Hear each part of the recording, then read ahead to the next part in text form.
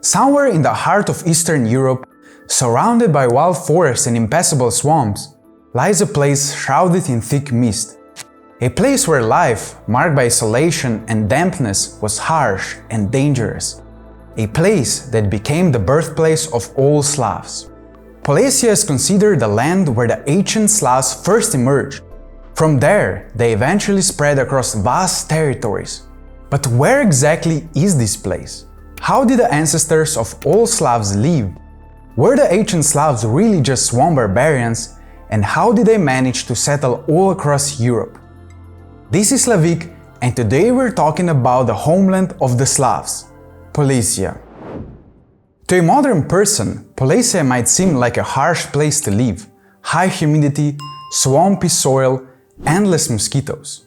But in ancient times, it was actually a perfect place for survival. There was water, game, fish, and fertile floodplain soil.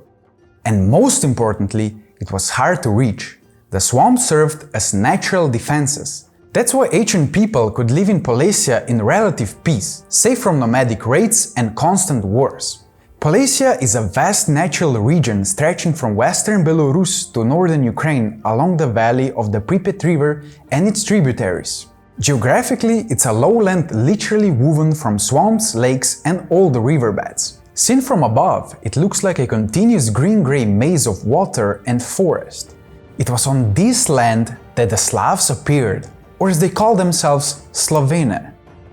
But what does that word actually mean? Its etymology is often linked to the word Slovo, meaning word. In that sense, Slovene would mean people who speak words, or simply those who speak our language. The Byzantines and Romans called them Sclaveni, and later, in early medieval Latin Chronicles, a curious thing happened. The word Sclavus came to mean not only Slav, but also slave. How did that happen? At the time, Slavs were often taken captives during wars with Germanic tribes, Avars, Vikings, and Arabs. The slave trade was thriving, and Slavs became one of the main commodities in Europe. That's why in the West, Sclavus became synonymous with captive or servant. And from that, the English word slave was born. The ancient Slavic tribes didn't have a written language, so most of what we know about them comes from archaeology. The oldest archaeological culture considered to be fully Slavic is the Prague-Korchak culture, dating back to the 4th to 7th centuries AD. It tells us a lot about how the ancient Slavs lived. The culture got its name from the distinctive handmade pottery and other artifacts first discovered in Prague and its surroundings, described in the 1930s by Czech archaeologist Ivan Borkovsky. Thanks to research on this culture, we can now take a small glimpse into the past to see how our ancestors lived more than 1500 years ago. The main sites of the Prague-Korchak culture were unfortified settlements, usually located in lowlands along rivers and other bodies of water. Sometimes they were found on open plateaus in areas suitable for farming. A typical settlement had around 8 to 20 households. The ancient Slavs were primarily farmers and livestock breeders. They grew millet, wheat, barley, rye, and oats. For plowing, they used a ralo, a primitive type of plow. Horses and oxen served as draft animals. They also used iron and bone tools such as hoes, sickles, and scythes. Their livestock included cattle, pigs, sheep, chickens, and other domestic animals. Hunting and fishing played only a secondary role in their daily life. The Slavs also made hand-shaped pottery, mostly simple clay pots. Archaeologists have found evidence of iron metallurgy. They produced iron knives, sickles, arrowheads, and spear tips. Their homes were mostly small, square semi-dugouts with a clay or stone stove in one corner. The floors were earthen, sometimes covered with clay or wooden planks. Inside, they built wooden benches that served as both sitting and sleeping places. Researchers find very few metal items and almost no complex weapons such as swords or battle axes. The jewelry found is quite primitive, often imported from other regions. This is roughly how the ancient Slavs lived, protected from outside threats by the dense forests and impassable swamps around them. Their way of life was simple. They lived in harmony with nature, relying on easily available resources. But around the 5th century something happened. Something so massive that it reshaped all of Europe and forced the Slavs to completely change their way of life. We'll get to that soon, but first, let's talk about something else. There is a popular belief that the Slavs were peaceful, hard-working people, not aggressive, poorly armed, bad at fighting, and unable to defend themselves. Is that really true? Let's find out. But before we do, a quick reminder. You can support us on Patreon or right here on YouTube. The links are in the description. We post new videos every week and your support really helps us keep going. Alright, let's continue. It's true that the Slavs didn't build empires or have a powerful warrior aristocracy like the Germanic tribes or the Franks. But they did fight, and quite actively, especially from the 6th century onward. They were mobile and dangerous opponents of Byzantium, using guerrilla and ambush tactics suited to their terrain of forests, swamps, and rivers. Let me read you what Procopius of Caesarea, a Byzantine historian of the 6th century, wrote about the Slavs. It's fascinating stuff. They do not obey one ruler, but live in tribes, going to war by their own decision. They are brave, enduring, and easily bear hardship. The Slavs attack suddenly, from ambush, not in formation, but with great ferocity. They live in miserable huts, far apart from each other, and often change their place of residence. In battle, most go against their enemy with shields and javelins in hand, yet they never wear armor. Some wear neither shirts nor cloaks, but only trousers fastened with a wide belt around the waist. And in this state, they fight their foes. Their language is quite barbaric. They are very tall and of great strength.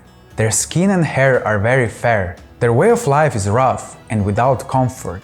They are always covered in dirt, but at heart, they are decent people and not malicious. Let's thank our Byzantine historian for softening his tone at the end, because honestly, the image of filthy, bloodthirsty savages gave me chills. So here's the picture we get. The Slavs lived in tough conditions and lacked many material things, but they were also well organized, clever, and dangerous when they needed to be. Morris the strategist in his treatise Strategikon also noted: the Slavs are skilled in crossing rivers, know how to hide in swamps, and do not fear cold or hunger.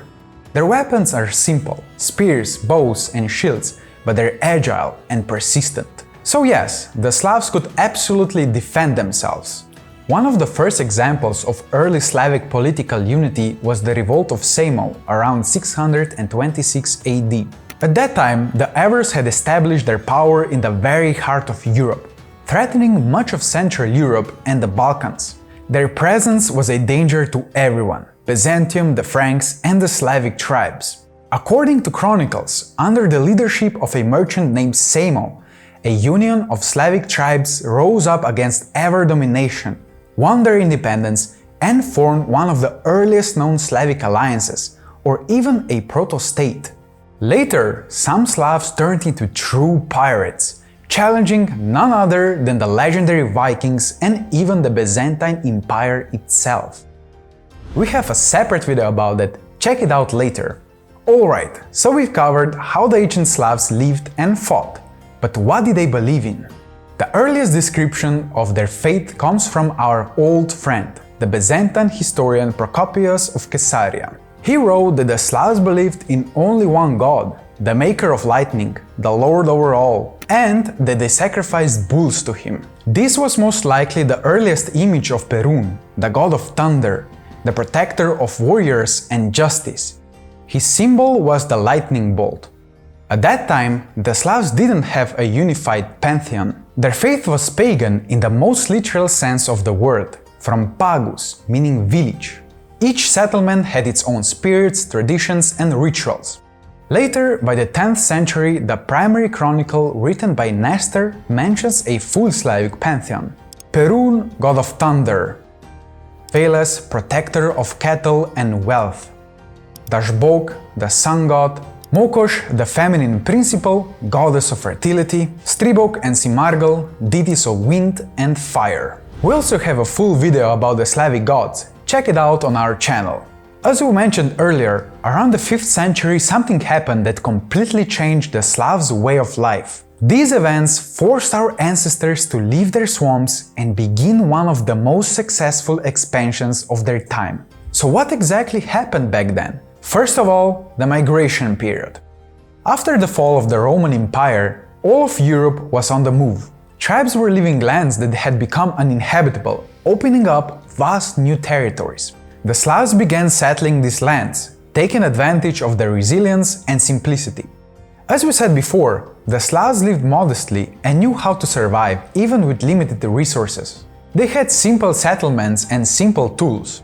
They didn't need much food or any special living conditions. A Slav would just see an empty piece of land and say, "Oh, this is mine now." These new lands sparked a true population boom. The Slavs began spreading across huge areas and eventually became the largest ethnic group in Europe. And this wasn't really through conquest, it was through settlement. In some places they moved into empty lands, in others they joined existing tribes, gradually blending in and passing on their language and culture. As a result of this expansion, what was once a single Slavic language started to split into regional dialects, and over time, those dialects evolved into the modern Slavic languages spoken by today's Slavic peoples. So, these once humble tribes, living in misty swamps and isolation, managed to spread across enormous territories, eventually founding their own states and even empires. Despite all the differences that exist today, all Slavic nations share one deep and fascinating ancient history. I hope you enjoy learning about it. Don't forget to subscribe, leave a like, and see you in the next video.